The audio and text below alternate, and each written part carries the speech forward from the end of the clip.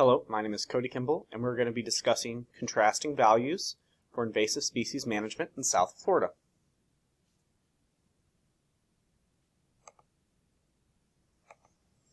To begin with our agenda, we're going to be going a brief introduction, a preface to the discussion, ethics, the 3 E's, value-based approaches, stakeholder involvement, and policy. As far as the introduction, invasive species have become a stark concern for the state of Florida, with the highest degree of damaging species being sequestered to the southern region. Today we will be focusing on the ethical concerns regarding the management of said species, different ethical approaches, and current and future policy considerations. To preface this discussion, I would like to mention that we will not be discussing particular invasive species, but the management approaches and ethical considerations of their management overall, and the implications that said activities have on the ecosystem and social structures in South Florida. Each species pictured has a label. Please feel free to research said species in detail on your own time, as their individual implications can be vastly concerning. To start with ethics and ethical ramifications. There are many potential ethical ramifications to the management of invasive and injurious species, many of which revolve around lethal management, impacts on native flora and fauna, and personal beliefs. Invasive species such as the wild boar are damaging croplands and native ecosystems, directly damaging the livelihoods and native species in their introduced range. Aquatic predators such as snakeheads and lionfish are outcompeting natives, causing a decline in diversity and native fisheries for sport and livelihoods. As far as lethal management, many view locally occurring invasive species in a positive light, or even quote-unquote pet-like. The most commonly viewed through this are the green iguana and some parrot species introduced in the southern ranges. And due to this, they discourage lethal management due to emotional connections. As far as how this affects native flora and fauna, ethical beliefs off native flora and fauna are varied. These thoughts are based around damages, forms of the invasion, such as overcompetition for resources and damages to habitats. And as far as personal beliefs, value-based ethics must be considered with the management of invasives. The common conflict is through caring and utilitarian values. The major conflict here is lethal management, as each group have different views on management. So what does this mean? After viewing the ethical considerations discussed, we must consider what this means for management. These can lead to how policy is viewed and enacted based off public opinion. We will discuss different ecological frameworks in the following slides and how they may impact management, followed by stakeholder involvement. To begin with the 3 E's. The 3 E's are a sustainability framework in which you consider economy, environment, and societal equity to create a platform based in sustainability. These goals are used to plan sustainable programs and develop strategies. Considering the 3 E's as an approach to wildlife management concerns is valuable in many ways. We will discuss the value of each tenet in the following slides and what this means for long-term management. As far as environment, we consider damages to native flora and fauna, which are rife when discussing invasive species, and through management, particularly lethal, we can reduce injurious species numbers and reduce their impacts on the ecosystem.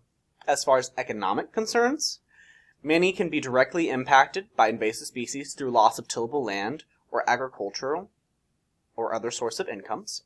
Damages to infrastructure often require increased taxes and stress on the local economies. And now concerns regarding equity.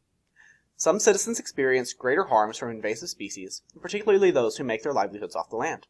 And we must consider their degree of impact when making regulations and management decisions.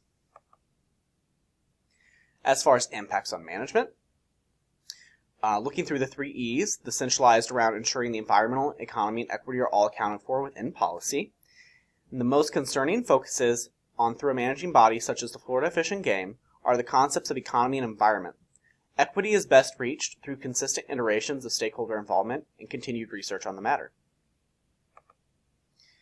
Aquatic invasive species are destroying the environment, damaging fisheries, and costing American taxpayers billions of dollars annually, per John M. McCaig. Now we're moving into value-based approaches. Now what is a value-based approach? Value-based ethics are values focusing on ecological concerns in reference to personal beliefs, historical precedents, local policy, and stakeholder considerations, which we will discuss later. We'll focus primarily on care and utilitarian values, but the other tenets of this approach must be taken into consideration as values change drastically based on location and temporal variation.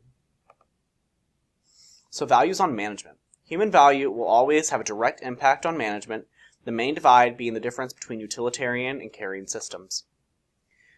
Defining utilitarian and caring systems are as follows. Utilitarian ethics focus on determining right from wrong based off of outcome, and care ethics are based more off a social justice governance basis, entitlement, and individual success and failure.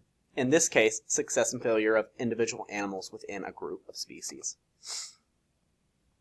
There are conflicting views with these approaches. With utilitarian, they're focused on logistical aspects of management, including ecosystems and populations as a whole. They're more willing to utilize lethal management techniques and are more in tune with public needs and impacts of physical damages.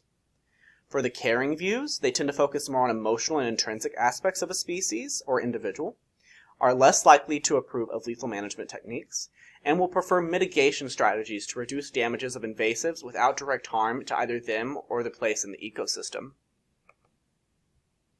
Now, how might this impact management? When considering utilitarian versus caring values, the impacts of management can be drastic, particularly in the culling and control of invasive species, which is often the most successful management technique. For example, due to the pet-like qualities of some invasives such as the green iguana, macaws, etc., locals will feed and care for them. These individuals oppose the state's directive of caring for invasives and culling their numbers when local populations cause damages to infrastructure or property. Now, considering all of this, we must take into account stakeholder engagement. As far as stakeholder involvement, the identification of stakeholder groups and their inclusion in decision-making is very important when assessing values and ethical approaches.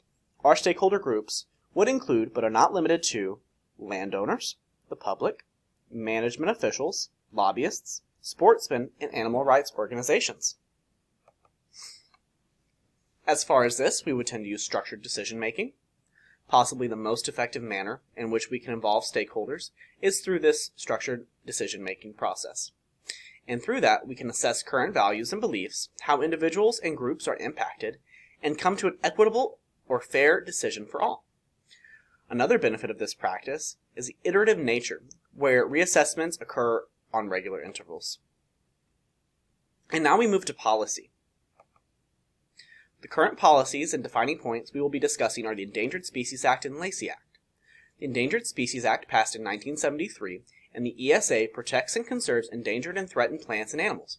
The Act requires state and federal agencies to ensure authorized action and use of species are taken in a manner that will not jeopardize the existence of a species listed, and regulates trade of said species as well. The Lacey Act was passed in 1990, and the Lacey Act is the oldest extant regulatory measure for natural resource management, the goal being to protect ecosystems by regulating the possession, trade, and use of potentially injurious, endangered, or protected species. As far as efficacy for these policies, the ESA has a fairly vague language, which lends to varied interpretations over time, which can be both a good and a bad thing. Overall, it has led to a long-standing and effective policy for managing endangered species and ensuring their protection, including from invasive species. And the Lacey Act has found its greatest efficacy in its willingness to be adjusted over time to account for novel circumstances and new species introductions to the environment and accounting for their damages, and even in disease control in some circumstances, as in with chytrid fungus. Now, where could we potentially make some adjustments? The ESA is fairly comprehensive, but does not adjust over time to consider changes in species classifications, but does not tend to keep up with ensuring state-level regulations are in the correspondence with its values. If more oversight was enacted, it would benefit local, state, and federal level management.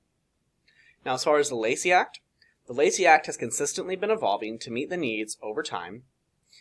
Recent adjustments have been made and reversed regarding the trade of invasive species directly impacting the state of Florida. If this act were to create state-based provisions for said species instead of a federal level regulation only, I believe it may be more effective in these circumstances, particularly when moving injurious species into and out of the state of Florida itself. Now, as far as utilizing ethical approaches, by utilizing ethical approaches of the 3 E's and the value-based approaches, we can better our management of these species, and I will focus on predominantly ecological ethics. Through the use of the described approaches and stakeholder involvement, we can begin to focus on the ecological systems at play and attempt to ensure their long-term survival. We can begin to shift value systems and management practices associated with invasive species to better protect the environment, even if said practices may be distasteful to some. And the approaches described can act as a guiding hand to keep this ethical consideration balanced with the worldviews of all, and ensuring equitable and financially sustainable decision-making. As Nancy Gibbs states, war is being waged all across the country against the invasive plants and animal species. Some 50,000 of them now spreading across the United States. That's everything for the day. Thank you, and if you would like to reach me, please reach out to kimblec@missouri.edu, and have a good day.